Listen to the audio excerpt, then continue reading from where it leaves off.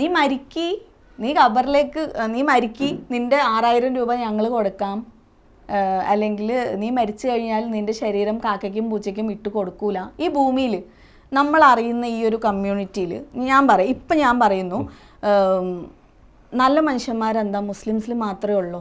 ഞാൻ മുസ്ലിം തന്നെയാണ്. ആ ഒരു ഇതിൽ നിന്നുകൊണ്ട് തന്നെ ഞാൻ ചോദിക്കുകയാണ്, ഞാൻ എത്രയോ നല്ല മനുഷ്യന്മാർ.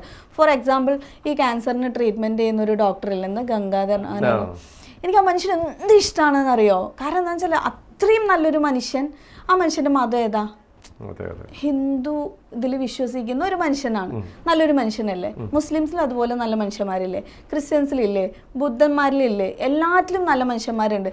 ആരെങ്കിലും ഒരു ആൾ മരിച്ചു കഴിഞ്ഞാൽ അവൻ്റെ കയ്യിൽ പൈസ 6000 രൂപ ഇല്ലാത്തത് കൊണ്ട് ആ ബോഡി അവിടെ ഇടുമോ? ഇല്ല. ഇവർ മാത്രമല്ല, ഇവർ പറയുന്നത് ഞങ്ങളുടെ ആൾക്കാർ അങ്ങനെ വിടില്ല, അതിന് പള്ളി ഏറ്റെടുക്കും, പള്ളിക്കാർ ചെയ്യും എന്നാ പറയുന്നത്.